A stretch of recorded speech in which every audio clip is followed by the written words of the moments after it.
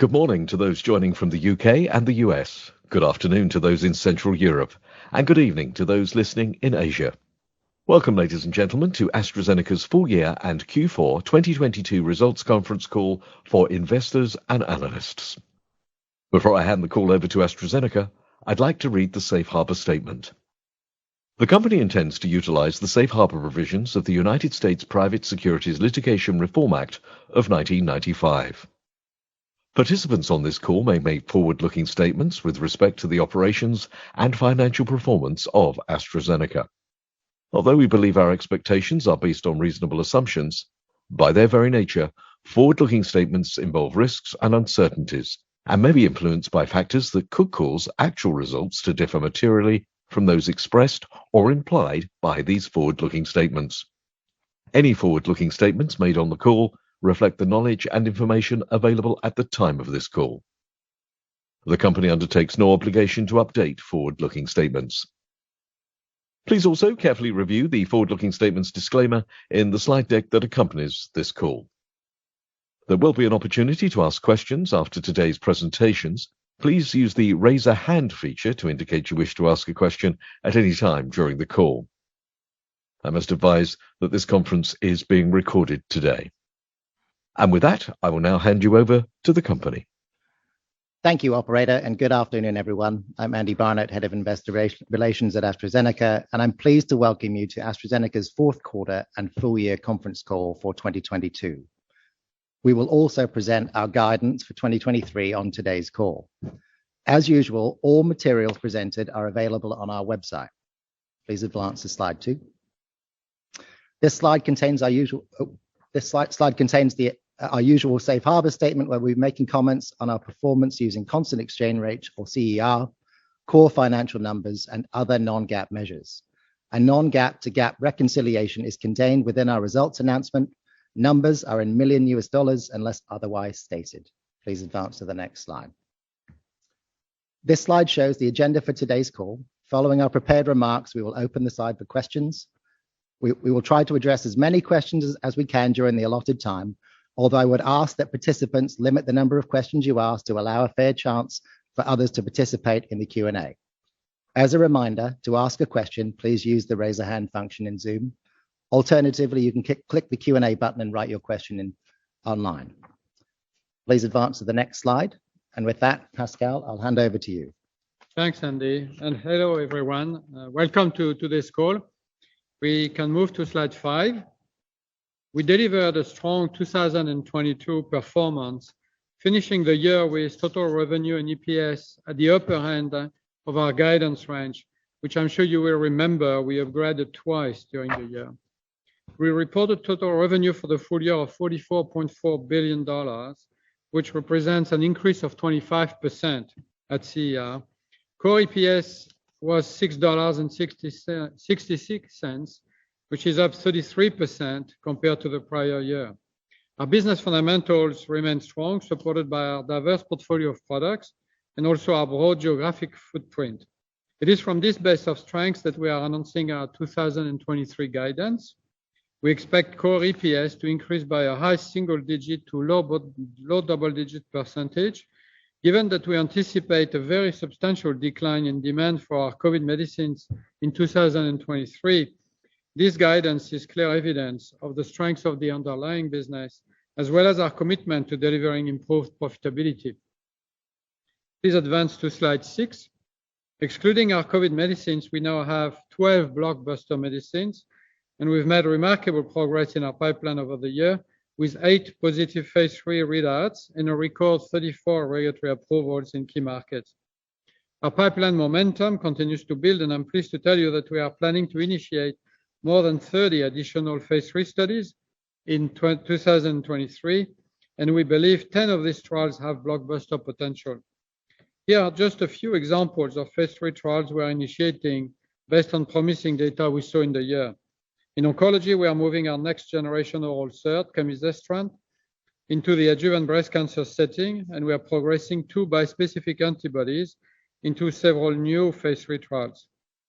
Following our proposed acquisition of Syncor, we intend to initiate a phase 3 trial of baxdrostat in hypertension. And lastly, we have an opportunity in rare diseases to raise the standard of care once again for patients with hypophosphatasia with Alexion 1850, our next generation phosphatase alpha. Please advance to slide 7. In order to stay at the forefront of scientific innovation, we are also making strategic investments in new platforms and technologies that have potential to drive additional waves of innovation, with a few examples listed here. To date, we have not only been able to build a sizable pipeline, but one with the potential to add significant value to patients and their treating physicians, as is clearly evident from the many accolades that our medicines received this past year. So as you can see, we are working on today, we are working on tomorrow, which is 2025 to 2030, and we're also working on the long term with those new investments in new technologies. Please advance to slide 8. Today, we're announcing our ambition to launch at least 15 new medicines by the end of the decade, which will support our ambition to deliver industry-leading revenue growth over the long term. Looking first at 2023, we're confident that the strength of our underlying portfolio will enable us to outgrow expected revenue declines from our COVID-19 medicines. Over the midterm, excluding the COVID medicines, we're on track to deliver on our previously stated ambition of low double-digit total revenue CAGR growth through 2025, which is expected to come from our existing medicines and new launches. When we look to the long term, we're on track to deliver industry-leading growth well beyond 2025. Underpinning this confidence is the strength of our commercial portfolio, but also the extensive pipeline we are developing. Additionally, while the portfolio has a relatively low exposure to loss of exclusivity compared to peers, we take a very proactive approach which starts many years in advance. As you can see here, we have 3 examples where follow-on medicines are being identified and trials underway or being initiated to replace revenues that may be lost following the few patent expiries that are expected to occur before 2030. And of course, the focus here is on Farxiga franchise management, Lynparza replacement with the PARP1, and the switch of Soliris cells to Ultomiris. Coupling the scale and promise of our pipeline with our strong track record of delivery and the growth outlook for our company is very exciting indeed. Importantly, we also have a clear trajectory to reduce greenhouse gas emissions with targets that have been verified by the Science Based Targets Initiative. And finally, we remain focused on our ambition to improve operating margins, as we stated before. And now we'll hand over to Aradhana to take you through our financials and provide more insight into our 2003 guidance. Over to you, Aradhana. Thank you, Pascal, and good afternoon, everyone. As usual, I will start with our reported P&L. Please turn to slide 9. As Pascal mentioned, total revenue increased by 25% in 2022, ahead of our fiscal year guidance of a low 20s% increase. Excluding COVID-19 medicine, total revenue increased by 15%. Collaboration revenue increased by 56%, partially driven by higher Enhertu sales. As a reminder, we book our share of gross profits from most major markets as collaboration revenue. For Tezspire, we book our share of gross profits from the US as collaboration revenue and ex-US sales booked as product sales. Please turn to the next slide. Our core gross margin on product sales increased by 6 percentage points to 80% in 2022, driven by lower Vaxzevria sales compared to the prior year and favorable product sales margin with higher proportion of oncology and a full year of Alexion medicines. In the fourth quarter, a $335 million cost of inventory write-down and other termination fees negatively impacted core gross margin by approximately 3 percentage points.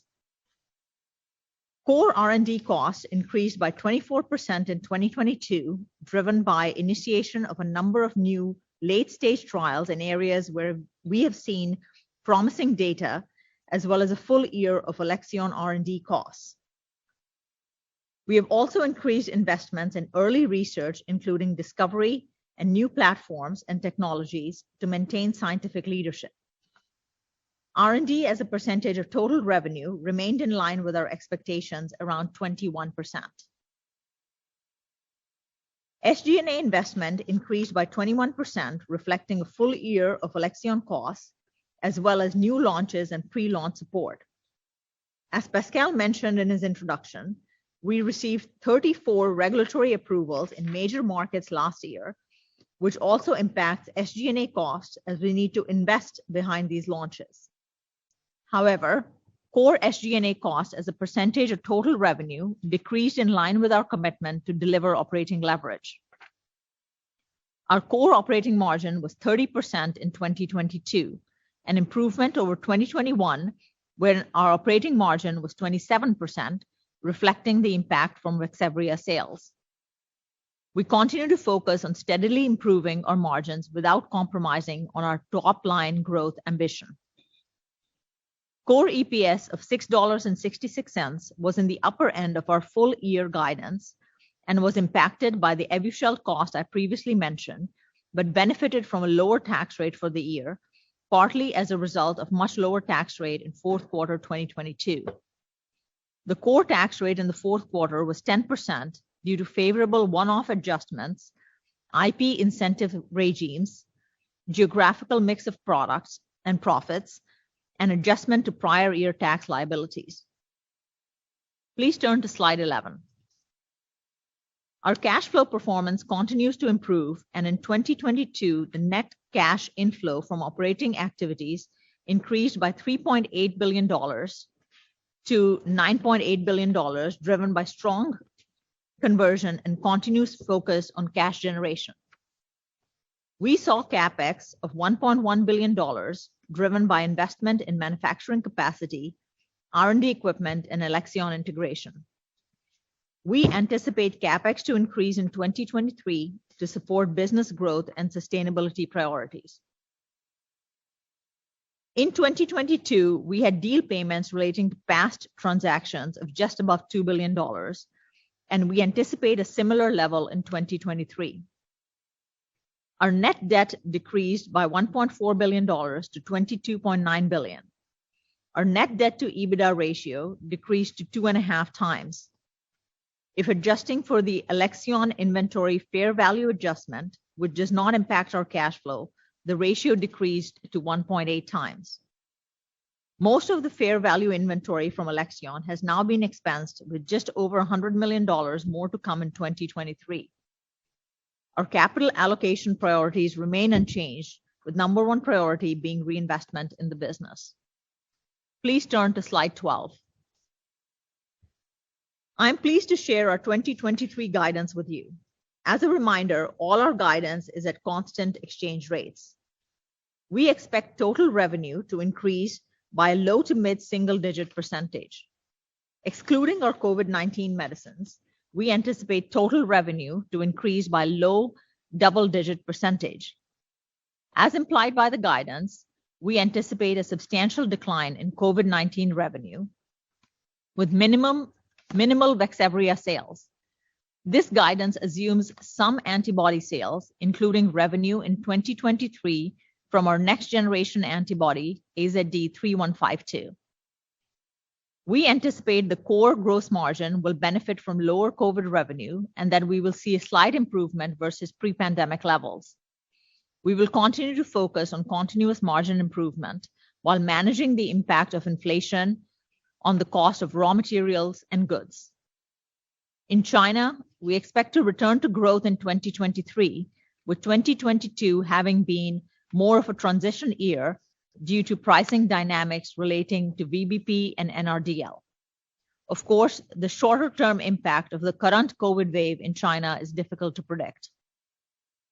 While maintaining our strong focus on cost management and operating leverage, we will continue to invest in the pipeline, and core operating expenses are anticipated to increase by low to mid single-digit %. Collaboration revenue and other operating income are anticipated to increase versus 2022. Increase in collaboration revenue is partly driven by continued strength in Enhertu sales, as well as certain success-based milestone payments. Other operating income anticipates certain expected transactions that may or may not materialize during the course of the year. The core tax rate is anticipated to be between 18 and 22%. We have previously highlighted that the UK tax rate is anticipated to increase from 19 to 25% in April. We will also start seeing implementation of the global minimum tax rate in many countries. Core EPS is anticipated to grow by a high single, low double-digit percentage at constant exchange rates. Based on average January FX rates, we anticipate a low single-digit adverse FX impact on both total revenue and core EPS in 2023. With that, I will hand over to Dave to take you through our oncology performance. Thank you, Aradhana. We're pleased to report, please turn to slide 15, oncology total revenues for the full year 2022 grew 20% year-over-year, underpinned by 19% growth in product sales.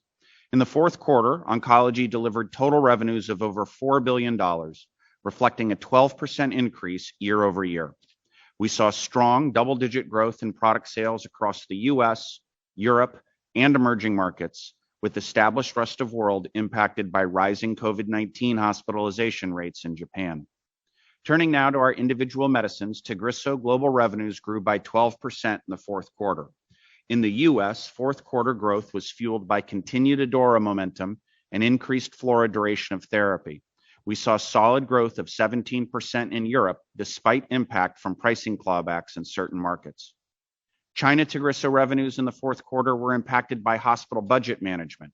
Execution in China remains strong, and we expect demand to outpace the pricing impact following NRDL re-enlistment, which will take effect in March. Lynparza remains the leading PARP inhibitor globally, with fourth quarter product sales growth of 17%, and we received a milestone tied to the European approval of PROPEL in the quarter.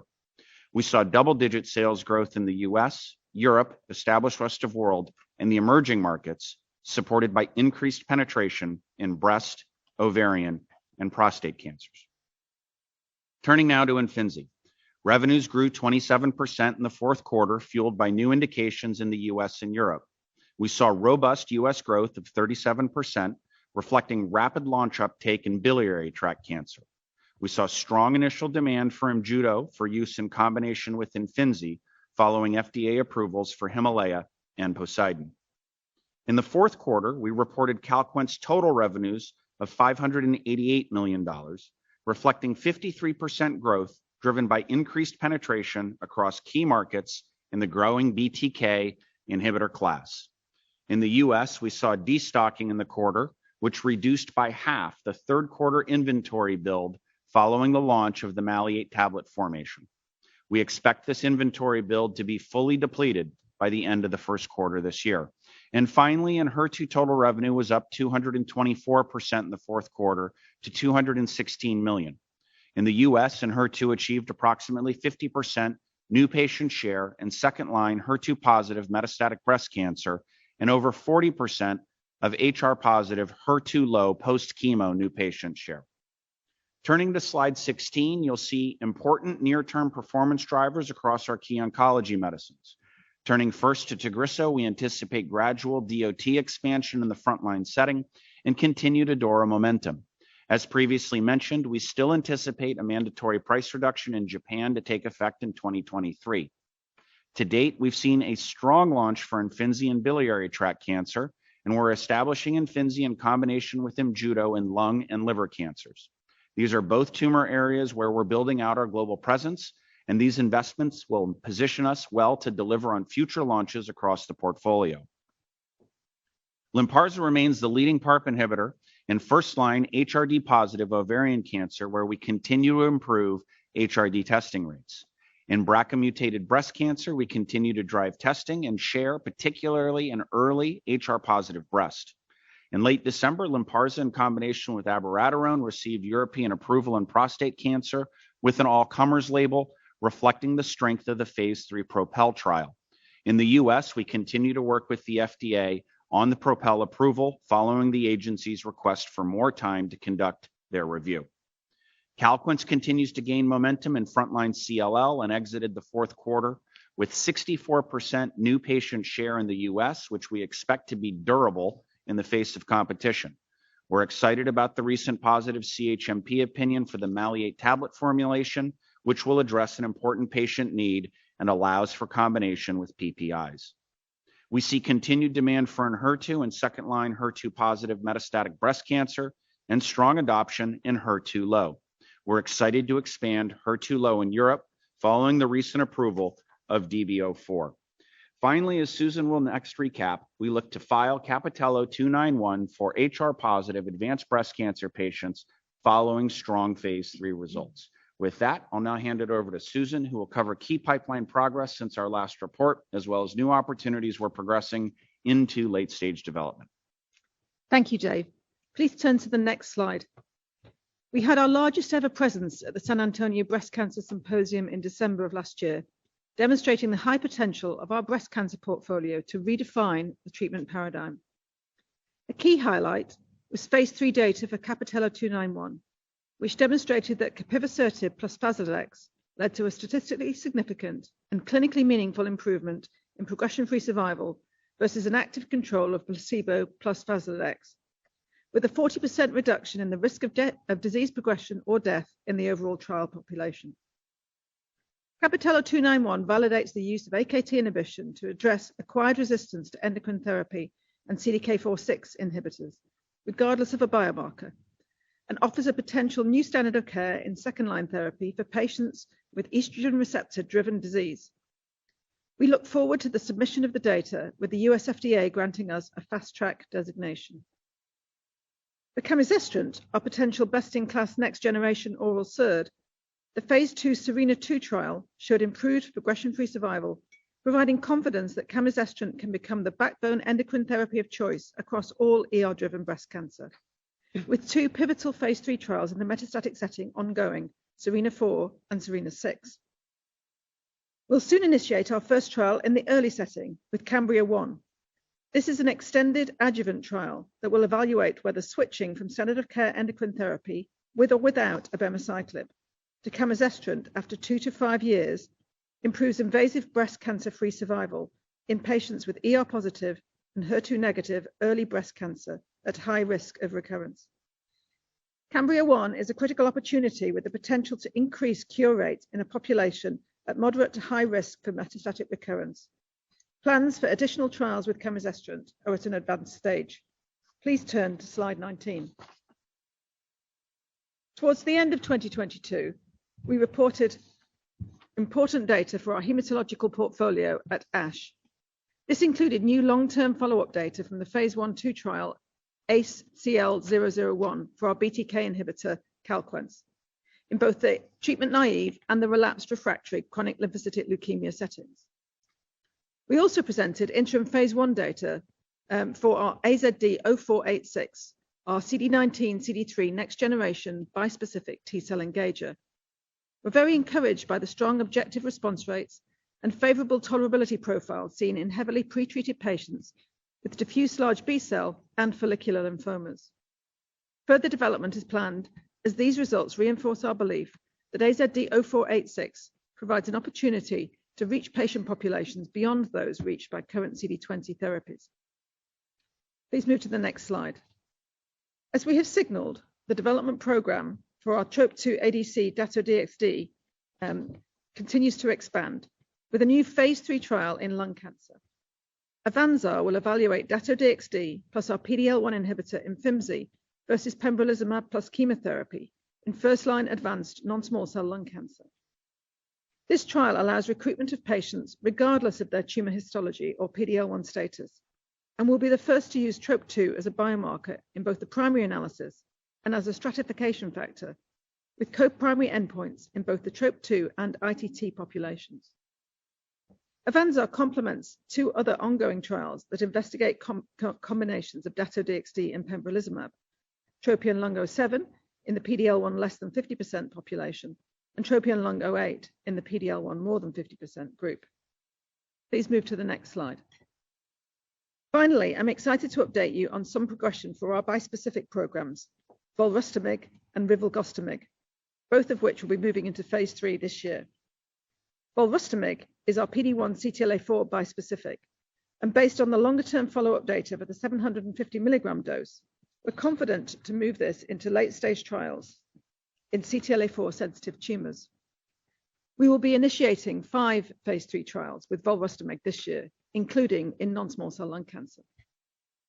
In addition, our PD-1 TIGIT bispecific, rilvegostomig, is continuing to progress, with the first patients being dosed in the phase 2 cohort of the ARTEMIDE-01 trial in first-line non-small cell lung cancer. Our phase 2 program continues to grow with the Gemini trial in gastric cancer, and we plan to start the first phase 3 with more details available later in the year. Please advance to the next slide, and I'll hand over to Ruud to cover biopharmaceuticals. Thanks, Susan. Please turn to slide 22.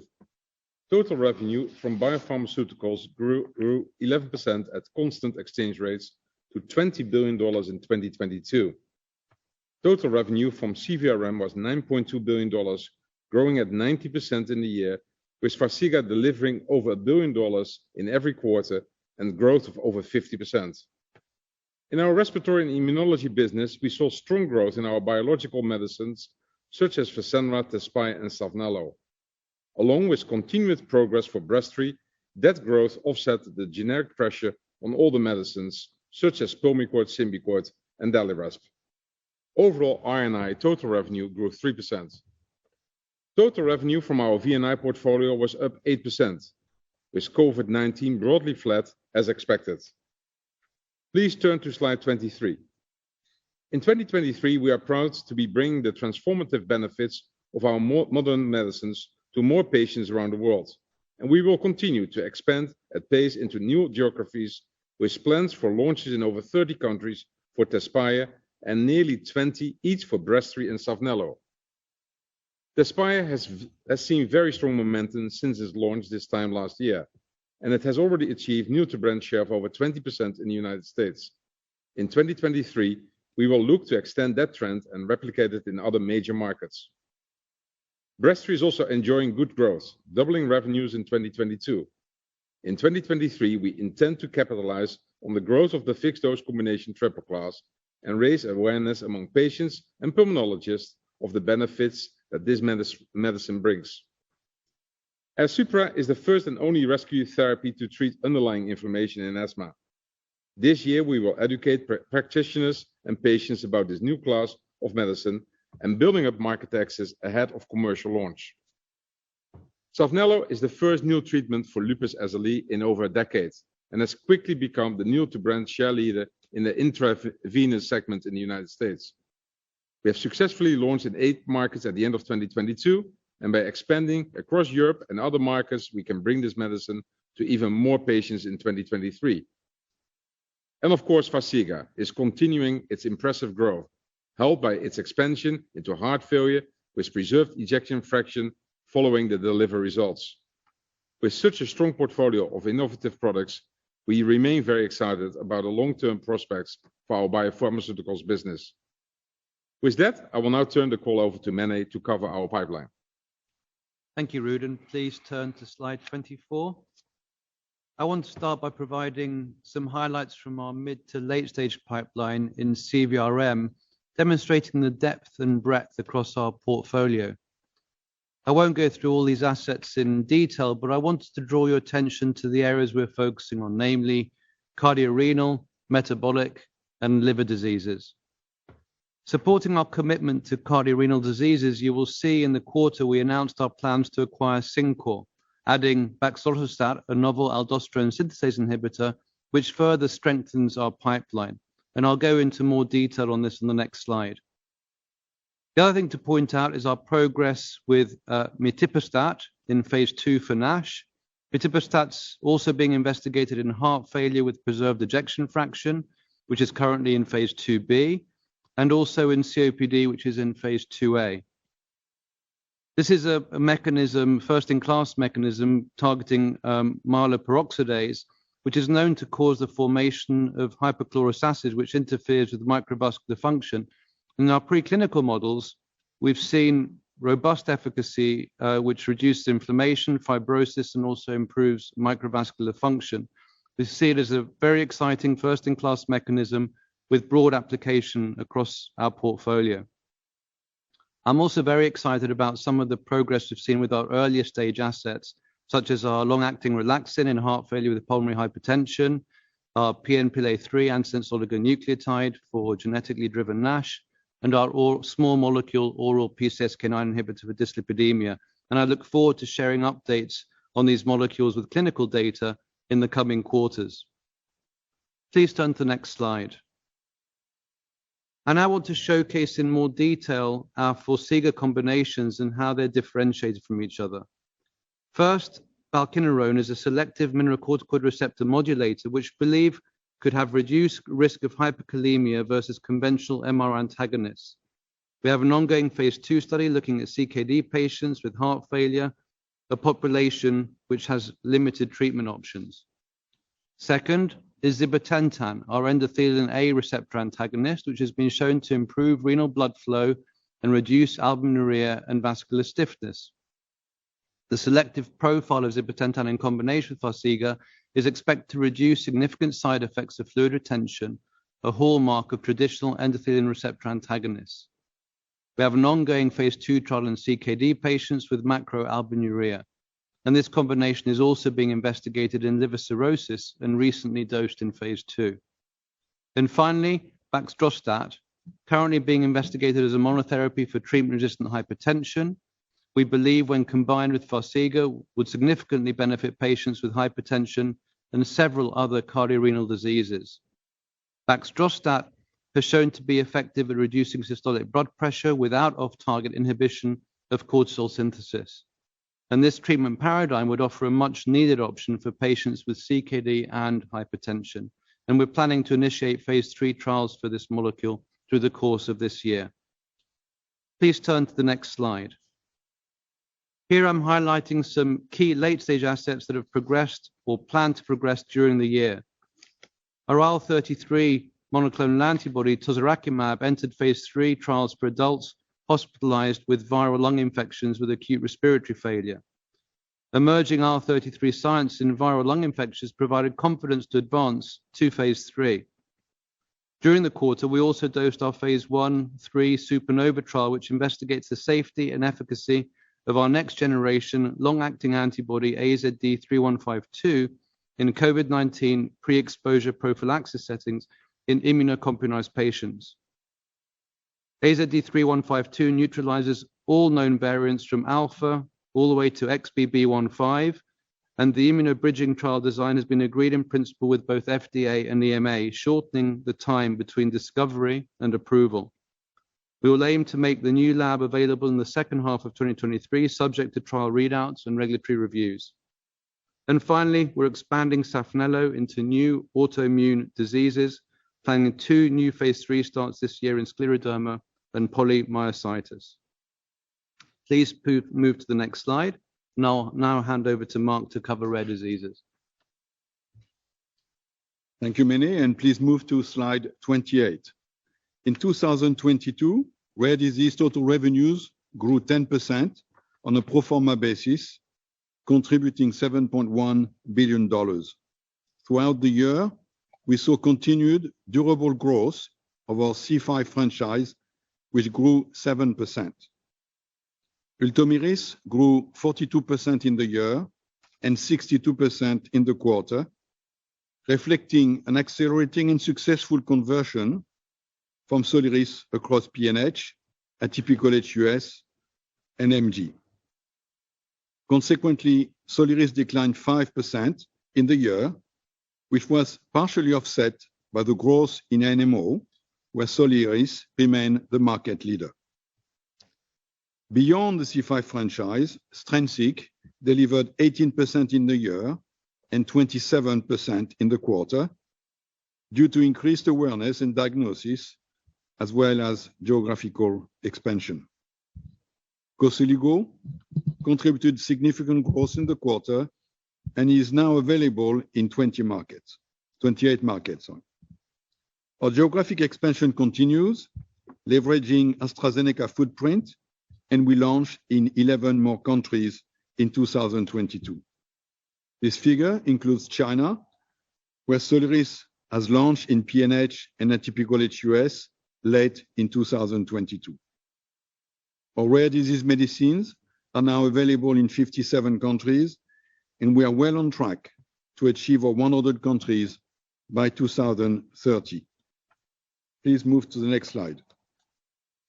I wanted to spend some time discussing our approach to PNH, where conversion from Soliris to Ultomiris is now well over 80% for both patients and payers who switch for both convenience and cost reasons.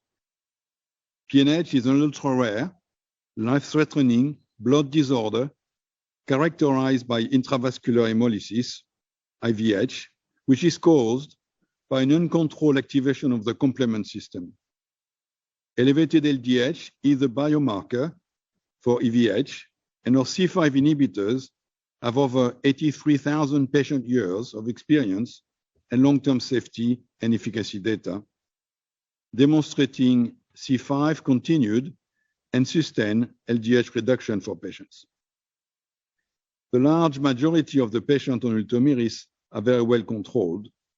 There is a subpopulation, about 10 to 20% of patients, that do experience clinically meaningful extravascular hemolysis while they are on C5 inhibitors, based on patient data from the two largest studies conducted in PNH patients.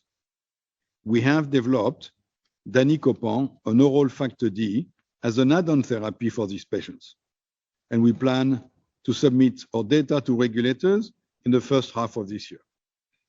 Please move to next slide. Here, I wanted to showcase two of our planned phase 3 trials for the year.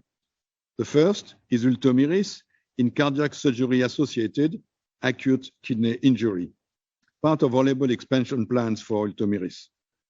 Acute kidney injury is a high unmet medical need, causing patients to endure loss of kidney function, renal replacement therapy, and risk of mortality. For patients with CKD, the risk of AKI following cardiac surgery is increased by 60 to 80%. We will focus on a subset of those patients with kidney ischemia, where complement plays a role. This program is unique as we plan to use Ultomiris in a preventative way, a single dose given prior to surgery in these high-risk patients, an exciting opportunity with blockbuster potential. Another phase 3 plan for this year is 1850, which is our next generation asfotase alpha in hypophosphatasia. 1850 has been optimized by our researchers for a longer half-life to allow for less frequent dosing. We have also built it to have a better enzymatic activity so that we can dose at lower volumes and to have a superior manufacturing process. We believe that this improved therapy will allow us to deliver more than 2 times the addressable population relative to Strensiq. This gives us great opportunity for geographic expansion, bringing this medicine to more HPP patients where there are no other treatment options. And with that, please turn to slide 30, and I will hand the call back to Pascal. Thank you, Marc. Can you move, please, to the next slide? As we said before, we delivered a great performance in 2022, and very importantly, we made significant progress with our pipeline. We are very confident that 2023 will be another great year for our company, with the growth of our underlying business more than offsetting the decline in demand for our COVID medicines. We're expecting to announce the results of at least 18 phase 3 trials in 2023, and I've called out a handful of significant ones to look out for on this slide, as you can see on the left-hand side. Our pipeline progress, together with the strength of our strategic product portfolio, makes us confident to deliver industry-leading growth for many years to come. We expect to launch at least 15 new medicines by 2030. Lastly, we have set bold targets for our company to reduce emissions, and I very much hope that leading by example to address climate change will inspire others to do so as much as they can. With that, I will hand the call back to Andy. Thank you, Pascal. And our speakers now will be joined by other members of our executive team to go to the Q&A. As a reminder, you can raise your hand in Zoom or type your questions in via the Q&A button. We will try to answer as many questions as we can during the call, although please limit the number of questions that you ask to allow all on the call a fair chance to participate. With that, Pascal, I will hand over to you to start the Q&A. Thank you, Andy. And we'll start with an online question by Andrew Baum. Andrew, go ahead. Thank you so much, and apologies for the background noise. First question in relation to risk, and this is an observation rather than a criticism. You're expediting a number of particular oncology programs into phase 3 from phase 1. Obviously, you've been emboldened by some of your prior experiences with Dato-DXd in low HER2, for example. But how do you think about managing that risk in the balance of return within the overall portfolio? And then second question, in relation to your prophylactic COVID-19 antibodies, do you hope to get approval under EUA or this full approval? And does that impact how you're able to use your field force to promote the drug? I note the significant uptick in the fourth quarter prior to the removal of the EUA. So I care about this from an ongoing revenue perspective. Thank you. Thanks, Andrew. So maybe, Susan, you can cover the first question. And Ishra, you'll cover the second one, which is approval EUA and use of field force. Okay, thanks for the question. So I think in terms of the acceleration of products from early phase into late phase, we do have efficacy expansions on all of the trials where we've moved products into late phase decision making. So we have robust dose selection data sets, and we have robust both efficacy and safety data sets to support those investments. You know, and you know, in the case of the ADCs, we've got a clinically validated linker warhead combination based on the data we've already seen with Enhertu, which together with the data that we have with datopotamab deruxtecan across multiple trials gives us confidence in the profile. And similarly with the bispecifics, I would just comment that I think CTLA-4 is a very well validated target. The challenge has been the tolerability, and the design of volrustomig is designed to address specifically that challenge, and we're encouraged by the data that we've seen, particularly with longer follow-up, to support that. So, you know, I feel that we're not just accelerating them; we're accelerating them on the base of you know, good data that convinces us that this is a good balanced risk. Thanks for that.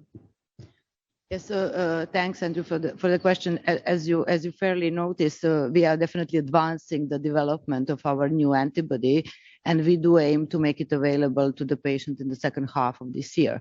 Obviously, while developing the clinical development program, we also consulted with the regulators, including FDA, and there is a agreement to basically look at the immunobridging data from the study and grant emergency approval based on those data. And the key reason for that is the significant unmet need, and this long-acting monoclonal antibody, the same as Evusheld, will remain the only option at a given time for the protection for immunocompromised patient. On your second part of the question on the promotion, that is absolutely correct, that any emergency approval dictate how much you can do in the promotion with the field force in US.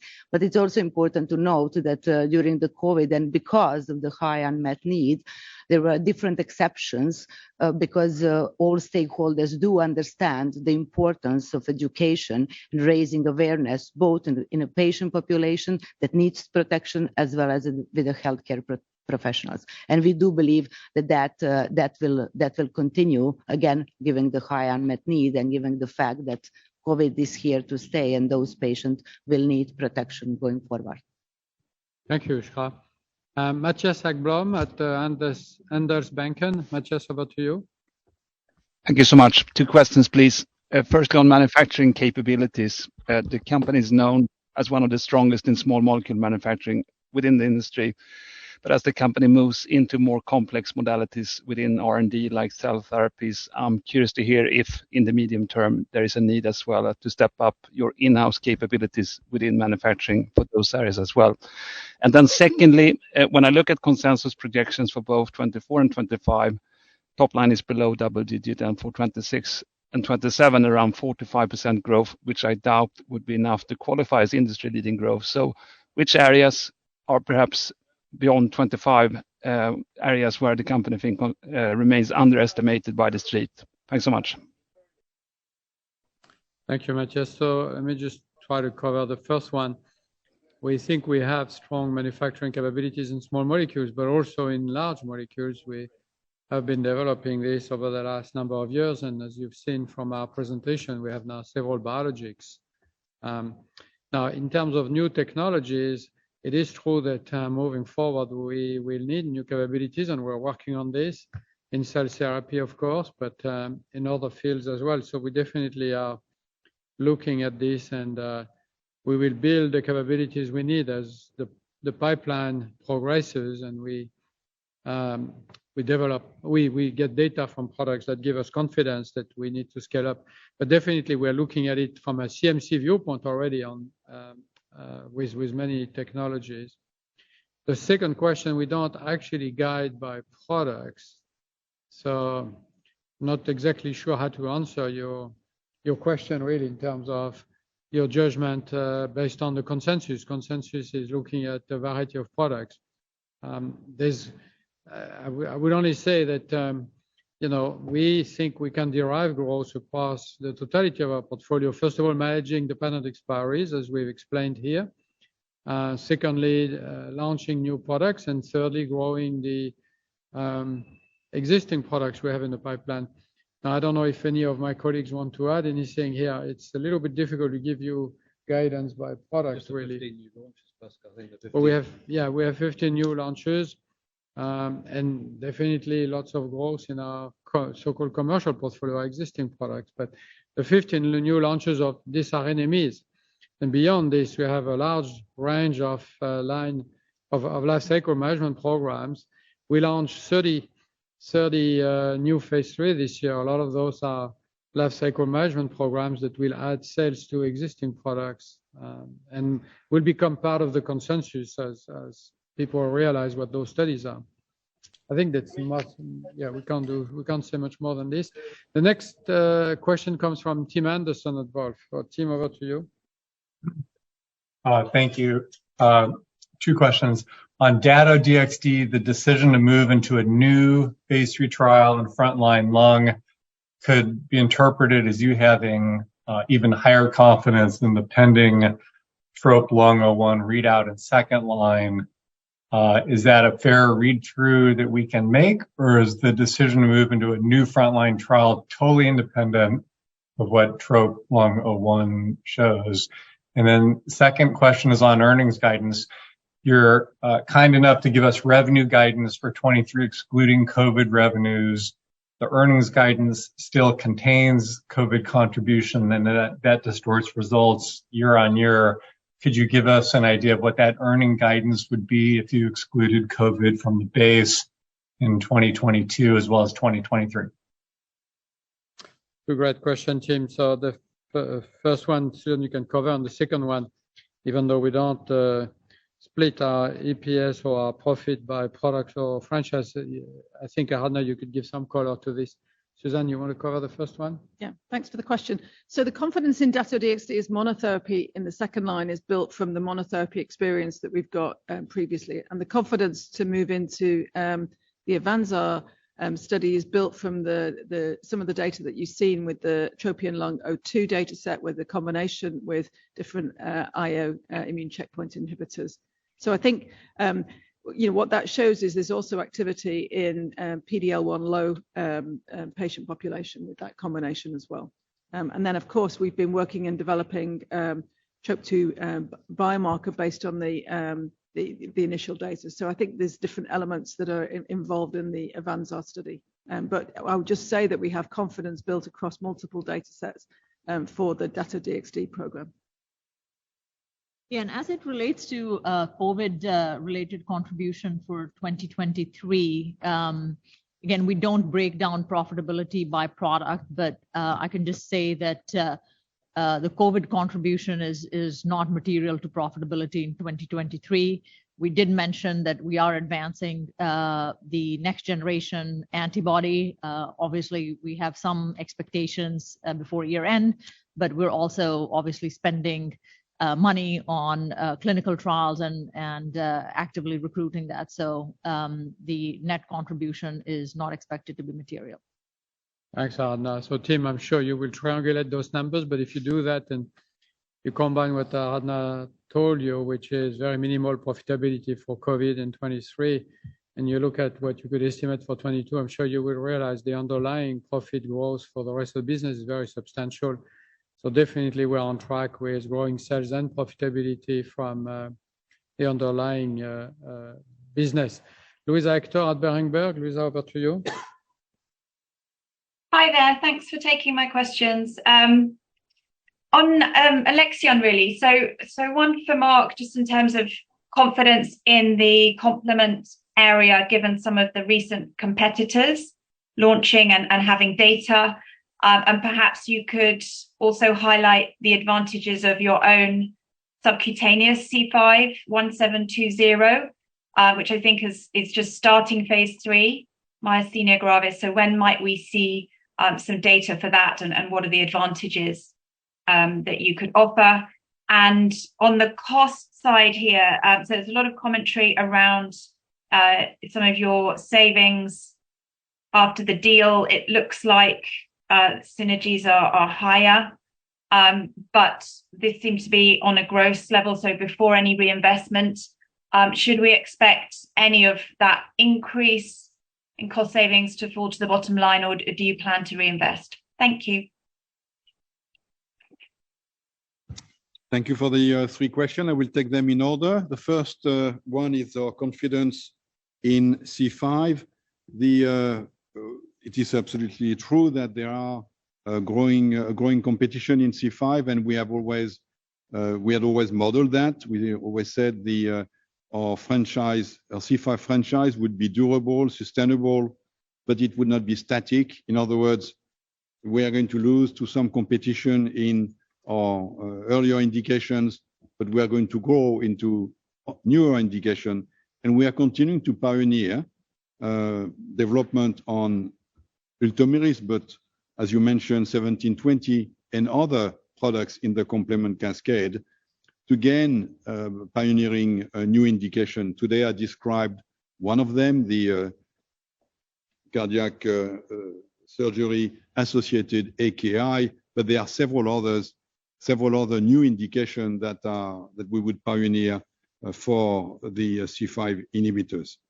Talking about 1720, it is absolutely right that we have initiated a phase 3 trial in myasthenia gravis. The trial has initiated late last year. We expect to read out in a number of months. It's obviously a field that we know well. It's a subcut formulation, as you have emphasized, and we have a big hope with this product. We will also study potentially other indications for this bispecific 1720 in the coming months. Talking about the synergies, it is a fact that we have been able to find quite a lot of synergies in manufacturing, in enabling functions, but also synergies in the scientific world, where Alexion can now tap into many of the existing capabilities in research and development, and a lot of exchange of animal models or chemical library, high throughput screening. I mean, the variety of synergies is wide, and we do reinvest part of these synergies into beefing up our own research and development capabilities for us to develop more molecules. We expect to have, by the end of 2023, about 10 products in phase 3 trials. So this is a great increase in comparison to what we had in the past. And of course, we will provide, when these products become ready for phase 3, we will provide visibility and explain what they are going to produce. With this, thank you, Mark. If I may maybe add just some further color on Alexion. it is a very good company, very strong company. It's a very strong team, good science, good products. So essentially, and then also very high profitability, as you know very well from past numbers that Alexion was publishing. So our goal is really not to try and optimize the cost base. We are generating a lot of cost synergies, and we're investing quite a bit of this in the pipeline because our goal is to drive the top line. If we drive the top line, mechanically, we will improve the operating margin of the overall AstraZeneca. So we are really investing in the pipeline. We are investing in expanding the coverage globally in China, emerging markets, et cetera, et cetera. That's really the goal we have. Operating margin improvements as a percentage, they really have to come from other parts of the company. But for Alexion, it's really a top-line driven focus. The next one is James Gordon at JPM. James, over to you. Hello, James Gordon, JP Morgan. Thanks for taking the questions, and I'll try and restrain myself with a number of questions and just ask two about upcoming pipeline data points. The first one was on Dato-DXd and upcoming TL01 data. So this data is in refractory lung, and assuming you do show a significant benefit versus chemo, how should we extrapolate that to the TL07, TL08, and the Avansar trials that are in frontline? Would we extrapolate just the absolute benefit on PFS or OS, or would it be the proportional benefit, the hazard ratio that we would extrapolate? That would be the first question, please. And then the second question, also upcoming. So you've got FLAURA2 data, Tagrisso and chemo. How confident are you that's going to show a clinically meaningful benefit to justify extra tox and extra inconvenience from chemo? And how do you think now that might stack up versus what J&J might show for Mariposa with their combo approach, where we're also going to get phase 3 data at the end of this year? So I think those are both for you. Okay, thank you. Thanks for the questions. So the Dato-DXd, again, as I've said, I think the data in the second line show the potential for improving on the current standard of care. But of course, you're going to get in the second line responses in a subset of the total patient population. And it's really the durability of those responses that drives the confidence in that efficacy component. The first line trial isn't just about Dato-DXd, it's about combinations of Dato-DXd with the immunotherapy agents. And again, what we have seen is something where you're seeing enhanced response rates, beyond what you would just look at from what you would expect from the individual components. So I think that's really what gives us confidence about the first line. And I don't think it's a straightforward extrapolation from the data that you've just seen in TL01. It's taken into account the other data that we've got across the portfolio. The FLAURA2, the confidence for that is based on again, we've got a phase 2 data set that's already been published, the OPAL data set, which showed really high response rate of around 90% and a high durable progression-free survival, which, if recapitulated in the FLAURA2 would represent a significant improvement over the standard of care, and something that's in line with what the much smaller data set that we've seen from the amivantamab combination has seen. So I think that's what gives us confidence. Yes, it does come at a tolerability profile, but there are some patients who are symptomatic in the first line because of their disease that might want a higher response rate and the opportunity to have that longer time off therapy. And again, the chemotherapy is only given for a fixed duration in FLAURA2. So I still think that it represents a reasonably convenient overall regimen for patients in that setting. Thank you, Suzanne. Christopher Uhde at SEB. Chris, go ahead. Thank you very much for taking my questions. One is just a follow-up on Evusheld, which is, can you tell us what proportion of it roughly has actually made it from shelves into arms? I'm thinking about this stat article mid last year, but tracking sales for this one doesn't work like other drugs. If there are any ways that you can use that you could share with us, that'd be great to hear. And then the second question, so Calquence going forward, I noted your remark about durability, but obviously the competition is sort of now better positioned than Calquence. So strategically, obviously Calquence was supposed to be a backbone of, I think, a budding hematology franchise built on combos. So how do these recent competitive advances affect that strategy and your outlook for Calquence going forward? Thanks. Thanks, Christopher. So maybe Iskra, you can cover the second one. The second one is for you, Dave. It's a provocative question. We don't agree with the fact that competition is stronger, but I'm sure you can elaborate on this. Over to you, Iskra. Yeah, let's start with a simple one. Thanks for the question. And when we look overall, I mean, there are such a huge differences across geography that it's really difficult to give you one number. But it's also true that if you look at the countries where Evusheld was available earlier, basically from December 2021, you will see the numbers that go up to 80 or 90% of the delivered doses that are utilized in the hospitals and obviously in the arms of the patients. There is also a note to mention that, in some geographies, like, for example, Japan, where, a few months ago, we actually got the approval, obviously those numbers will be very, very low. All in all, I think what is really important is that as this is a new market and there is a huge need to increase education and awareness around the need and the availability of those options within the hospitals, it is important to continue helping patients and HCPs to understand that. And I do believe that will definitely then impact the utilization across the globe. Okay, so I think on Christopher, the first piece, and Pascal alluded to this. I mean, we really do believe that Calquence is well positioned within the next generation BTKI class. And I think that it's worth spending a minute on a couple of the things that underscore that conviction and are also part of the readiness and training that we've got across the globe as we do come into a more competitive space.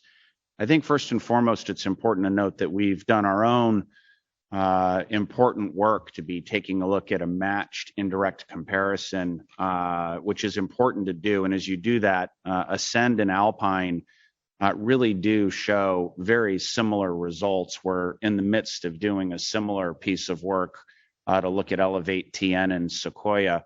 And I think that the reason for this is pretty straightforward, which is that the indirect or the cross-trial comparisons that were being made between the two head-to-head studies were really not very appropriate comparisons to be made because they're looking at very different treatment populations. So on the efficacy dimension, we see very well positioned. I think also of note in terms of hypertension and also neutropenia, Calquence absolutely could have some opportunities for differentiation there. That's resonating with our advisors as well. So when we take a look at the exit share that we had in 2022 in the frontline CLL setting, we eclipsed 60%, getting close to 65%. We see even in the early January movement, certainly that there's been uptake of zanubrutinib, but the uptake we believe based on our charts is predominantly in later lines, which doesn't come out of some of the IQVIA claims data that you see. And we're well prepared to take on competition in the year ahead, but we think we are well positioned to be able to do it. Thank you, Dave. Eric Le Berrigaud, over to you, Eric.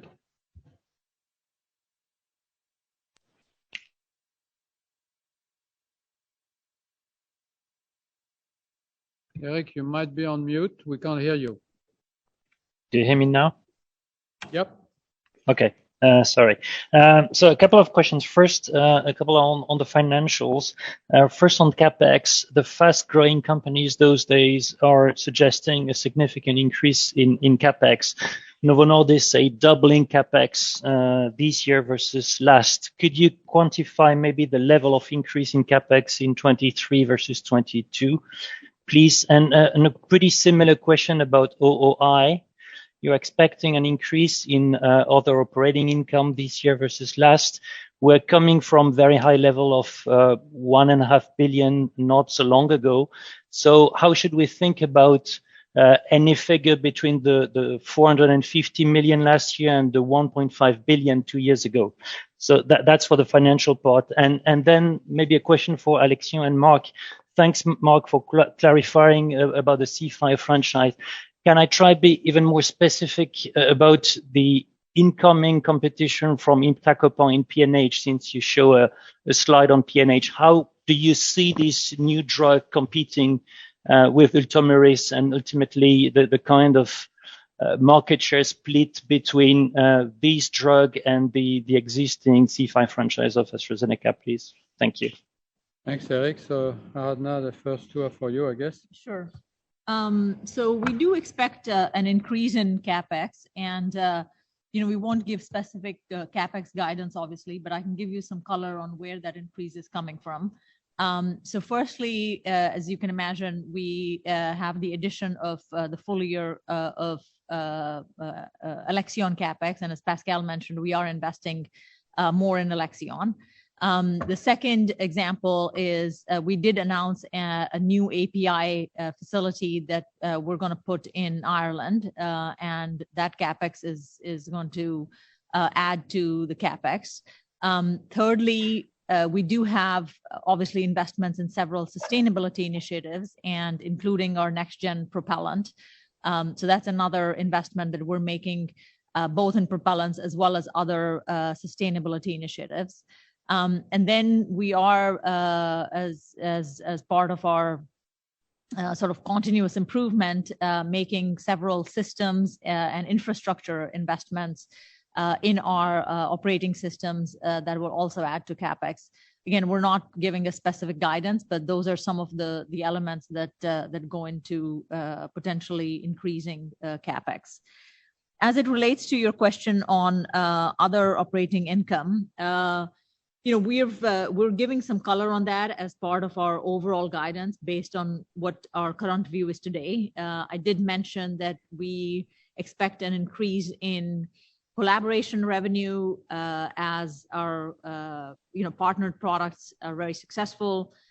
We expect some increase in milestones, and we do expect some increase in other income.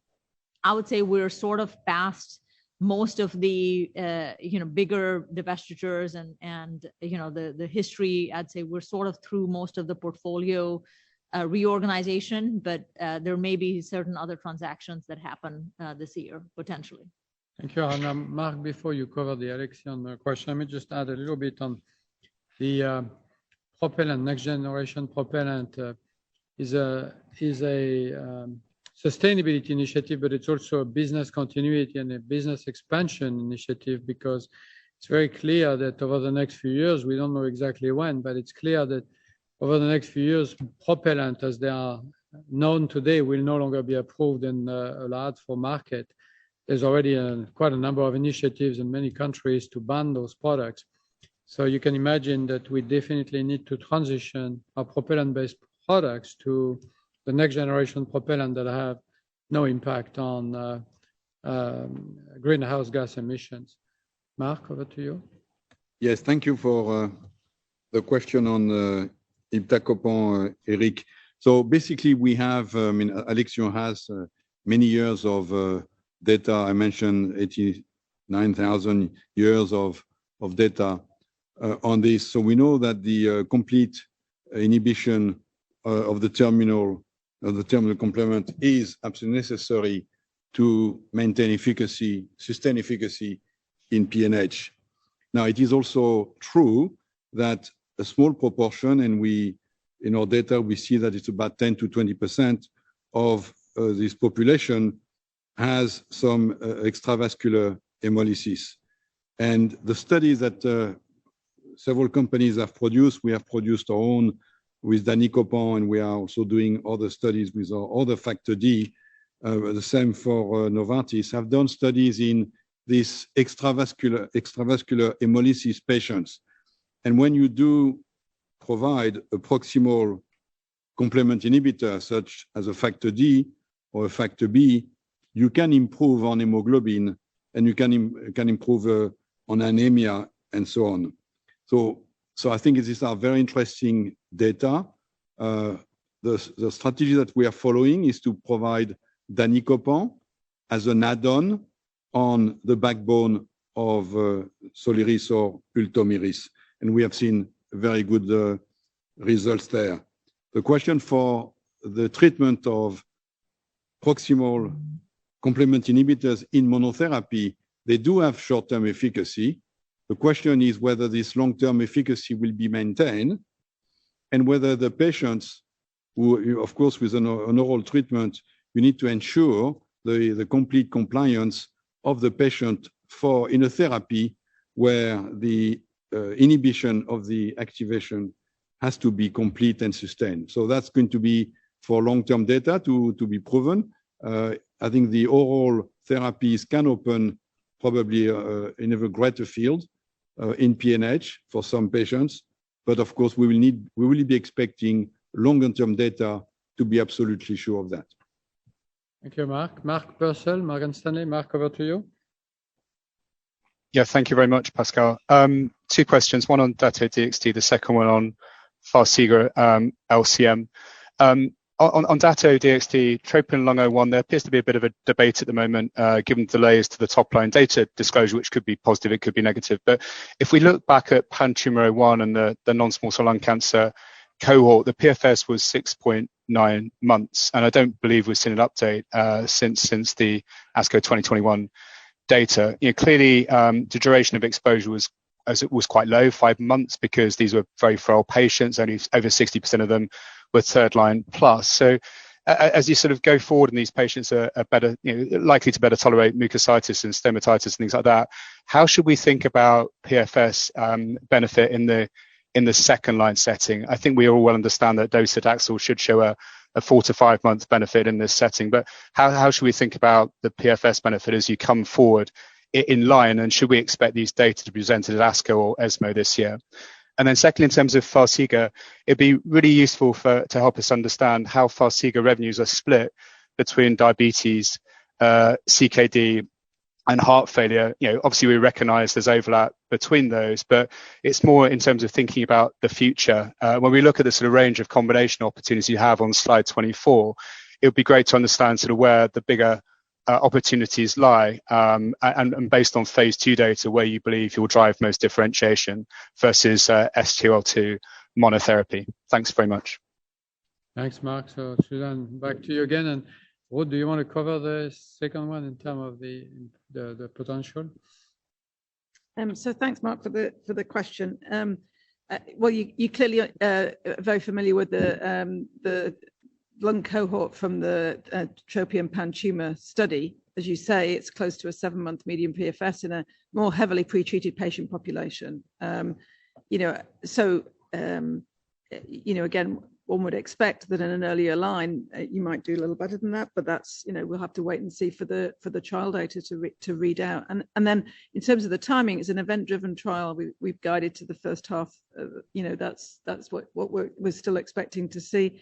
And of course, depending on the timing, we'll then make the data available at an upcoming congress, dependent on those timing.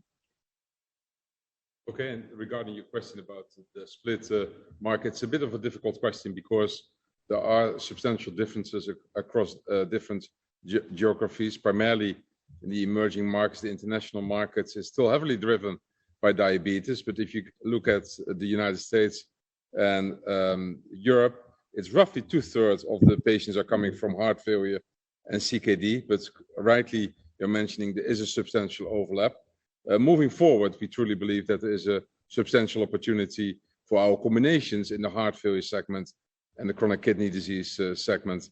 Both segments are very well underserved, and we believe with the excellent profile of Farxiga and potentially also, of course, then the antihypertensive effects of baxdrostat as well as 9977, we have a unique opportunity to further expand that population in both CKD and heart failure.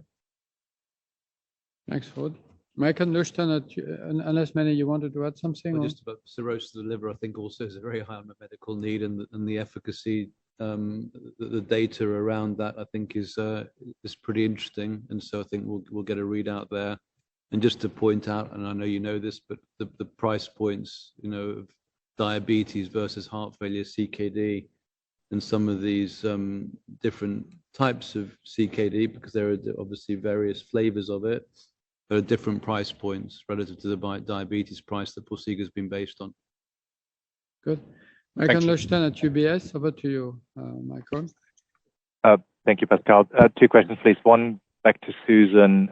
The Avanza trial is only asking a additional efficacy question of that on top of carboplatin plus Imfinzi, not a replacement question of chemotherapy, which is the question that Lung 7 is asking. Given that the biomarker is being looked at here, just wondering why you wouldn't also ask the replacement question in that phase 3. And then a question for maybe Pascal or Leon. Just wondering what the latest update would be for China, given the NRDL process is now a yearly process. Are you happy with the pricing levels qualitatively that you've seen? Do you think it's a stable system that allows you to operate more predictably going forward after what we saw last year? Thank you. Thanks, Michael. So Susan, if you want to cover this one, and we have Leon online, so the China question Leon can take. When adding carboplatin onto Dato-DXd, we don't see a substantial, increased problem with the tolerability of that. And again, you're only giving the platinum for a set number of cycles. So this is a reasonably well tolerated regimen, and as you said, the replacement question is being asked elsewhere across the program. So I think the questions really that we're focusing on for Avanza is we're going across histologies, so we include squamous as well as non-squamous non-small cell lung cancer, and across PD-L1 subgroups, and then asking the question about the benefit in the biomarker patient population that are TROP2 positive. Thank you, Susan. Leon, over to you. Yeah, I think this year we have several major drugs getting to NRDL renew. And also we are applying for our CMET drug from HUTCHMED. It's a new entry. And also we have some application of new indication for Forxiga and also for Lynparza. So right now I don't think we received the final result of price reduction level and also indication. But based on the latest information, I think the trend of NRDL is quite predictable and transparent, especially on the renewal. So based on the 2021 result, I think Forxiga, our anti-diabetes drug last year, I think get quite a good result for renew. And also I think this year we expect no big surprise on renew, and also quite many encouraging news on government encouragement on innovative drugs, and also additional indication, and also on reimbursement renew. So I think the trend on the China NRDL side is quite promising. Thank you, Leon. And Michael, the other good thing about the system is that it's becoming more formulaic, more driven by, approaches or formulas that we can understand, and therefore, as Leon said, it's a lot more predictable. Richard Parkes, Exane. Hi, thanks very much for taking my questions. First one, just going back to Andrew's comment about risk profile in the phase 3 starts, and specifically thinking about the bispecifics. Obviously, the CTLA-4 PD-1, you've got very strong phase 2 data. The TIGIT PD-1 seems a bit more speculative based on what we're seeing with other TIGIT antibodies. So could you talk about what you've got in-house and what advantages you think the bispecific might have over free TIGIT PD-1 combinations? That would be really helpful. And if you're planning to start Dato-DXd combinations as well, would be helpful there.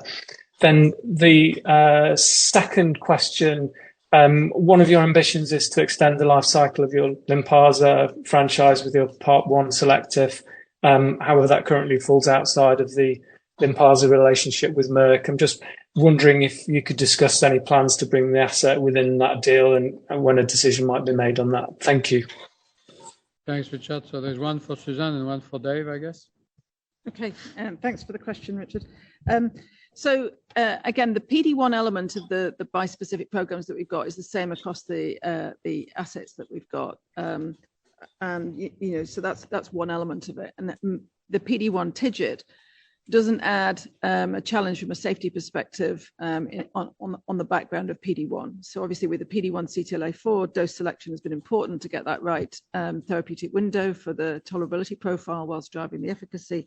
The PD-1 TIGIT, this is a safe combination, and the preclinical data that we have does show some potential for differentiation, although as you're well aware, the extrapolation of that into the clinic is challenging with these models. So what I would just say is that by having both elements of the combination on one molecule, it does help us with a combination philosophy for other things that we want to put into that. And we'll be happy to share more of the plans for that, when we start dosing the first patients in the phase 3.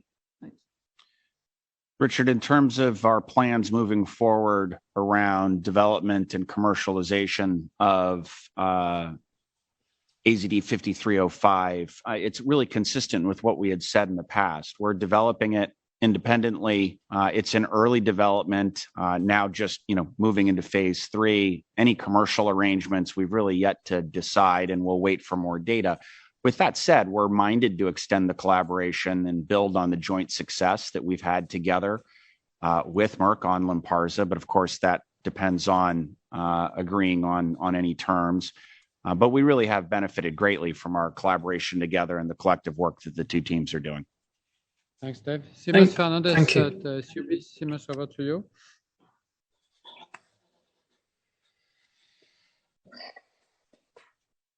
Seamus, yes. We can't hear you. Yeah, can you hear me now? Yep, go ahead. Okay, great. Thanks so much.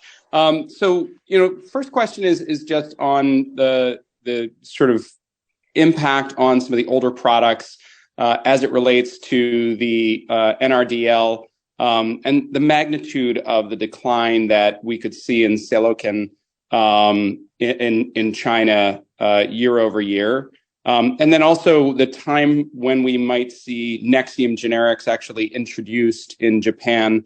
I know those were two fairly large tail products for the company where we'll see impacts year over year. And just wanted to get a sense of at least the relative profitability of those products, because I think it's important to gauging just how robust the overall performance of the company is outside of that. And then the second question, just wanted to better understand the choice of stratifying by TROP2 expression, and if that is something that you're gaining learnings from in the from the second line study, or if you think that would apply in the second line setting versus some of the disclosures that you made for the new phase 3 in the first line setting today. Thanks so much.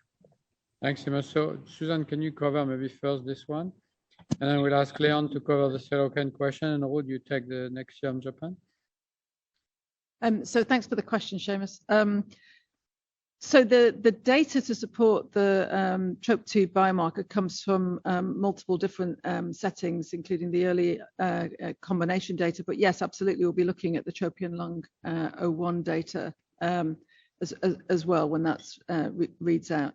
So I do think that that's important. We do know that TROP2 is highly expressed in many different cancers, but I think optimizing for the expression and heterogeneity of expression is something that can potentially identify the patient populations that are more likely to respond and more likely to get a durable benefit. I think that's an important consideration, not just in lung cancer, but across other potential indications.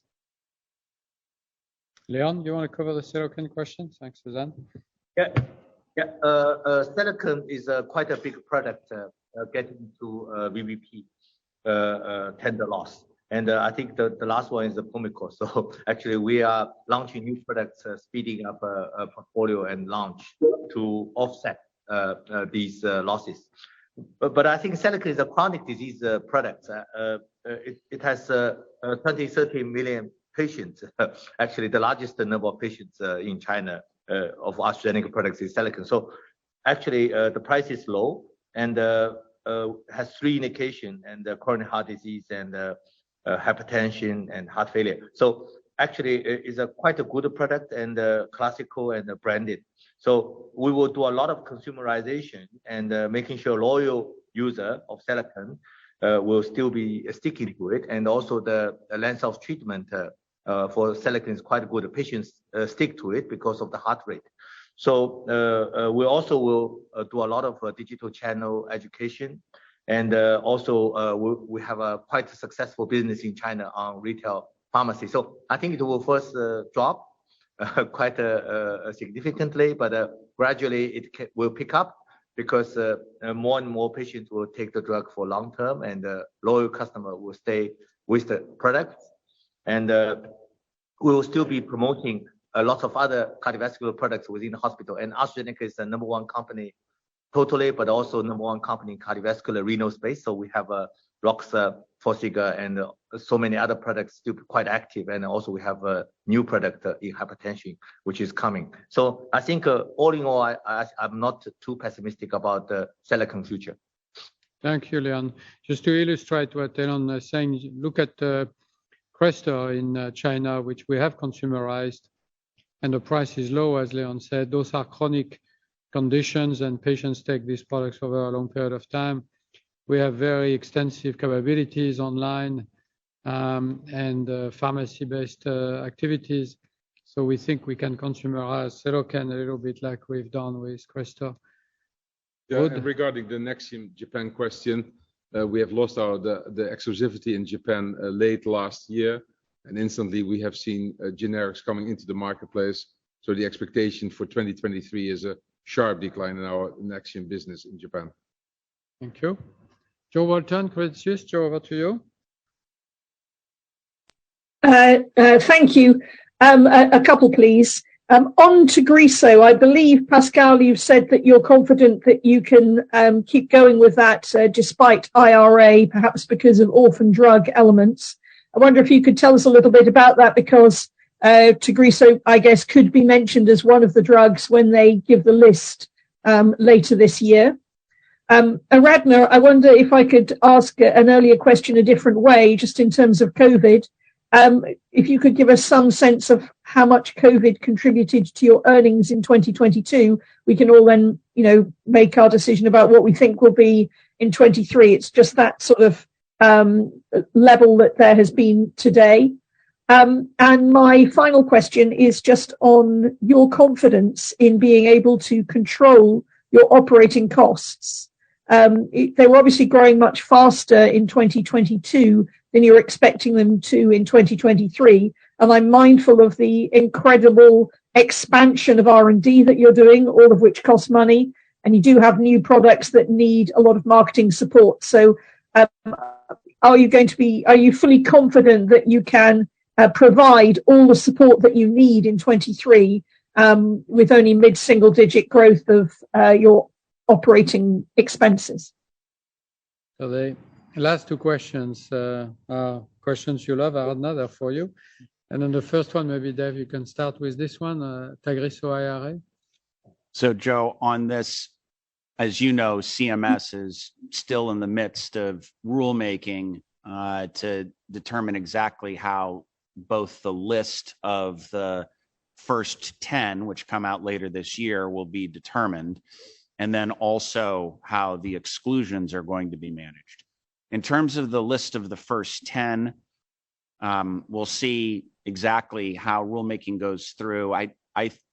My sense is that on a gross sales basis, that Tagrisso would not likely make the first 10 in the first go through, but obviously we'll have to see that. I do think that it would be likely to come in as you move through over the course of the years, which gets to the next question. And I think that there is absolutely an orphan drug designation exemption that's clear within the law. And I think that we certainly are minded that that is one that could very well be applied to Tagrisso, and that's work that we'll be continuing to advance. Thanks, Joe, for your questions. So in terms of COVID contribution in 2022, again, I won't give specific numbers, but I can give you some colors that may help you. So if you look at our total COVID medicines in 2022, that was about $4 billion, split almost half and half between Vaxzevria and Evusheld.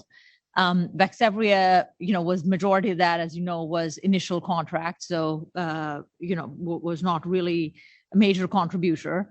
And for Evusheld, we had guided, as you know, in 2022 that the gross margins for that is lower than our corporate gross margins. And then you also saw from today's results that we did take a charge for the Evusheld inventory and contract. So, I think you can piece all of that together to see what that contributed in 2022. As it relates to your question on operating cost management, that is always, an ongoing, give and take and push and pull within the company. We are committed to our investment in R&D. And while you can see, obviously, the 30 clinical, phase 3 that we expect to start this year, we also had 34 approvals last year. So there's some trials that are sort of coming, off their main phase of investment and other trials that are starting this year. That being said, we're constantly doing portfolio prioritization to make sure we are able to fund the most promising and the most value-generating assets in our portfolio. Also with those, for example, the 34 regulatory approvals, many of them were already in areas that we're in. So again, we try to get operating leverage in those areas. Some of them are in new areas. So for example, with Himalaya and Topaz, we're building more in spaces that we were not in. But in the case of breast cancer, for example, we are leveraging, infrastructure and Salesforce where we already are present. So again, we have operating leverage, and in areas that we're new and entering, we build as needed. Thank you, Aradhana. Maybe just one addition on the Evusheld. 2022, the cost base is not that great, really, relative to typical pharmaceutical products that you have to launch and promote. So the profitability in 22 was actually pretty good. And in 23, as Aradhana said, it will be very minimal. So you'll have to piece those elements together. But again, as I said earlier, if you do it, you will see that the underlying profitability, the profitability of the underlying business is improving very nicely from 22 to 23. We'll take maybe the last question from Emmanuel Papadakis at Deutsche Bank. Over to you, Emmanuel. Thank you for taking the question. Perhaps a follow-up question on margins. Given you finished 22 at 30%, you've guided for CER growth of low to mid-single digits for both revenues and OpEx. That implies pretty limited expansion in 23. So can you just reconfirm your commitment to the mid-high 30s margin in the midterm and give us some sense of what the pathway looks like beyond 2023? When do we get to that mid-30s number, for example? And then maybe a second question on Lynparza ahead of the PROPEL, the delayed PDUFA date decision. Could you give us a sense of your current label expectations in light of both the EMA decision and that slightly mixed overall survival data you presented us last year, where there was an inversion of the early part of the curves? To what extent is that likely to be a problem when considering prospects for an all-comer label? And maybe since I'm the last person, I'll try and squeeze in a third. Dave, I think you mentioned it, I may have missed it, in HER2 market shares in second-line HER2 positive and HER2 low. Where are they now? Where could they go? Thank you. Arnaud, thanks, Emmanuel. Arnaud, you want to take the first one? Yeah, so, we are remaining committed to our ambition. Just as a reminder, that is an ambition and not guidance. And you can see we are constantly improving our operating margins. You can see that 2022 operating margins were better than 2021. We are continuously working on productivity improvements, but again, there are various elements everything from sort of a mix shift and mix improvement, gross margin improvement, and again, operating leverage on the SG&A line while not compromising on the investment in R&D. So again, it's a balance that we try to strike between steadily improving our operating margin while still investing for that strong growth post 2025. Suzanne? Thanks, Anna. So in terms of the PROPEL data, we're confident in the benefit risk across the patient population, so in the ITT, so including the HRR and BRCA wild type. We also have confidence in the biological plausibility of the benefit of interaction between PARP inhibition and androgen receptor inhibition, because actually androgen receptor signaling is involved in DNA repair in AR-driven cancer cells. And we'll present we'll present some clinical data looking at this interaction at the AACR prostate cancer meeting, which is in March, I believe. So I think you have to understand what the rationale is for why the interaction is relevant in the wild type population as well as in the HRR mutated population. And then you have to look at the overall clinical benefit, which with a 5-month improvement in RPFS and a trend to improvement in OS with curves, yes, they separate late, but they look good. I think that we're confident in that overall population, and we're happy to see that we actually got that reflected in the EU label. So we'll continue dialogue with the regulators around the world on this. With respect, Emmanuel, to HER2, in the US, we have gotten to approximately 50% new patient share in second-line HER2 positive, so in the DB03 population, and over 40% in hormone receptor positive HER2 low post-chemo new share. So that's the DESTINY-Breast04 population. Just 2 things. On your second question for how high could it go, there's still some Kadcyla use that exists in the marketplace today. There's a decent amount of fragmentation with various utilization of various HER2 directive agents and some chemotherapies. But I expect us to continue to grow in DB03.